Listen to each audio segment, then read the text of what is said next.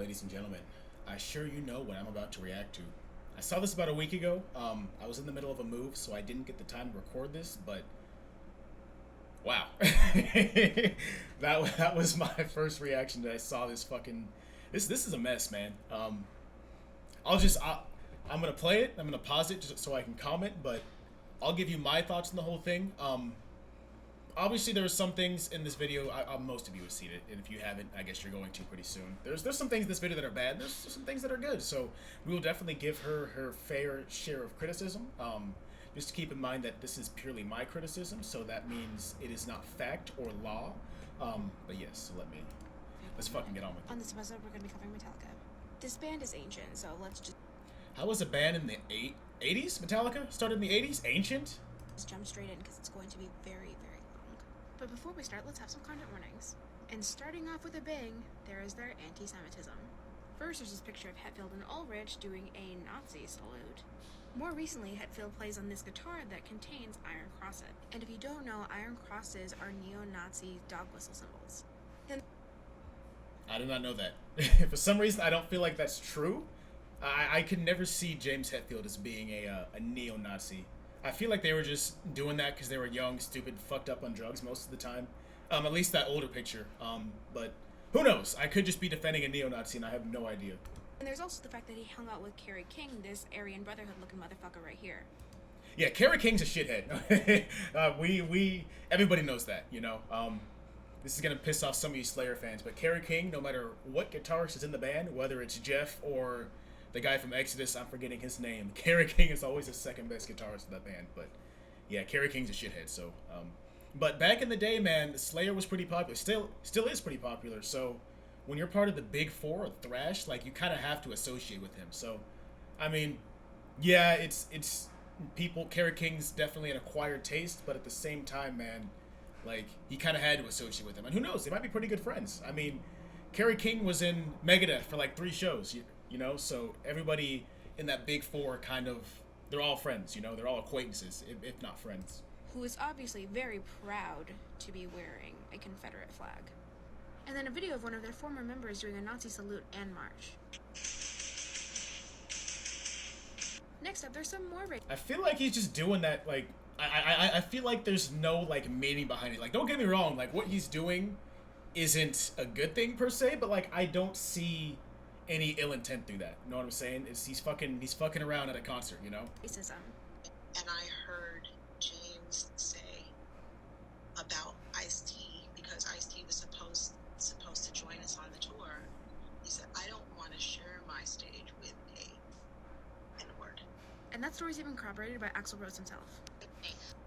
Okay, so we're gonna take Axl Rose's word. I mean, don't get me wrong, like, I could definitely see that being somewhat of an issue. Like, take my skin color aside, like, I could definitely see that being an issue, especially back then. I know, like, people like Dave Mustaine, even just recently released a song with the lead singer of Body Count. I just forgot his name. Ice-T. He just released a song, so, like, black people in metal, I mean, I'm a black person in metal, you know what I'm saying? I gotta read. There we go. I got an Avenged Sevenfold tattoo. Holy crap. This is a Trivium tattoo, so don't get me wrong. So, like, I've got... that's embarrassing. How did I not... Ignore that. But, yeah, I've got, like, I listen to metal almost exclusively. So, like, I've never had a problem at a metal show. Like, I've actually made... I feel like I make more friends just going to shows by myself than I do going with people, you know? Like, people are always super, super accepting, except Pantera fans for obvious reasons. But people are super, super accepting of black people in metal. Obviously, those were different times back then, and I could definitely see that being an issue. Like I said, my skin color aside, like, I'm trying to keep this fair. I could definitely see that being an issue, but Ice-T is still very well respected in the metal community. Know what I'm saying? So, like, you're obviously not going to... You're gonna make enemies everywhere you go. Like, unfortunately, that sucks for Ice-T if that is true, but not everybody is going to like you, you know? Before the show ended, though, Rose got in a few verbal licks at GNR's one-time tour mates MeTtAlLiCa, especially lead singer James Hetfield, whom Rose called a racist. Apparently because Axl blames Hetfield for keeping Ice-T and Body Count off last year's GNR MeTtAlLiCa tour. Then there's his racism against East Asian. That would have been a great show. Fuck Metallica, Guns N' Roses, and Body Count. Like that would be a great show, man. I'd be pissed too. Shoot. And his use of the O word, and making fun of the call to stop calling people that word. You don't know kung fu. A lot of Raven fans. Smashing Metallica record. Isn't it Asian? I mean, like I don't see that as a bad thing. No, I'm saying that's just me. Like he's fucking around. Like. Sensitive. Then there was this statement that he was praised for speaking out against racism, even though at the Alright, move your big ass head, girl. Damn. Doesn't give a shit. All right, we don't give a shit about difference. Yeah, that's just a stereotypical. About how they okay. don't care who you voted for, as if Trump supporters weren't supporting racist policies. If you care enough. I have a lot of friends that are Trump supporters, and they're not racist. Like, just because you support Trump doesn't mean you're a racist. Like, I don't understand why people can't accept the fact that everyone's going to vote for somebody different, but you're not racist if you're a Trump supporter.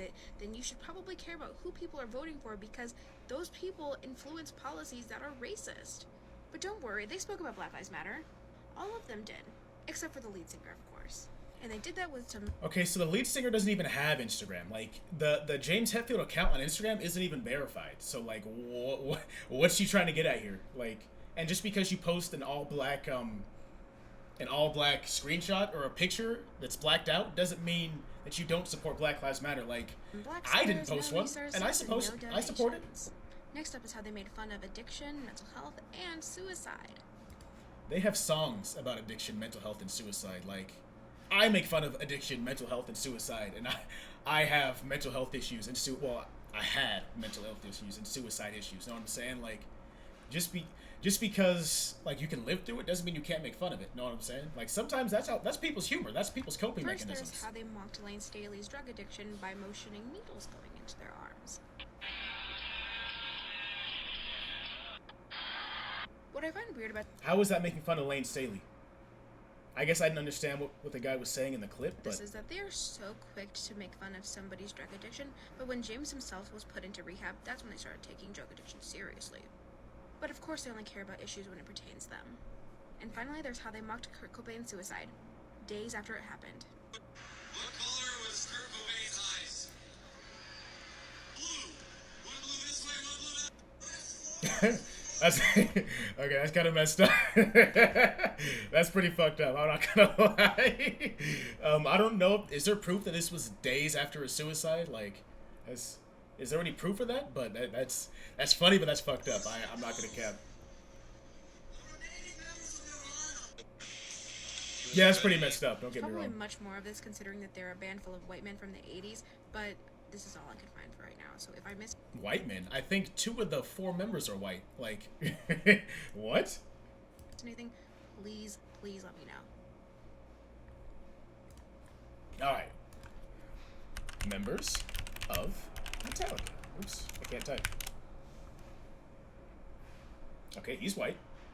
He's white. Well, is he actually white? I know Robert is not. I mean, he's Hispanic. Kirk doesn't look white. That's just me guessing, but he could be. Maybe it's 3 out of 4, but they're definitely not racist. Let me James Hetfield Instagram. I can't type. I mean, he's under Papa Het, but he's not even verified. All the other members of MeTtAlLiCa are verified, except this guy.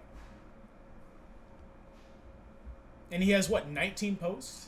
Oh, he has 940 posts. Well, he's got a lot of posts. Maybe this is him, but, like, who cares if he doesn't post a blacked out Black Lives Matter post? What I was trying to get at is not everybody is going to like you. You know what I'm saying? Like, somebody got 5 seconds into this videos and was like, I don't like this guy. This guy doesn't know what he's talking about. And that's okay. Like, not everyone's gonna like me. People that want to cancel other people for not thinking the way they do want the world to be, everyone has the same way of thinking and nobody has any originality. Like, that's stupid to me. Like, you're dumb. You know what I'm saying? Not everyone is going to like you. Everyone's gonna have different opinions, and that's okay. You know what I'm saying? Stop trying to cancel people for not having the same thoughts you do. I'm getting on that 10-minute mark, so I'm gonna end this on a high note, but yeah, that was a very, very stupid video.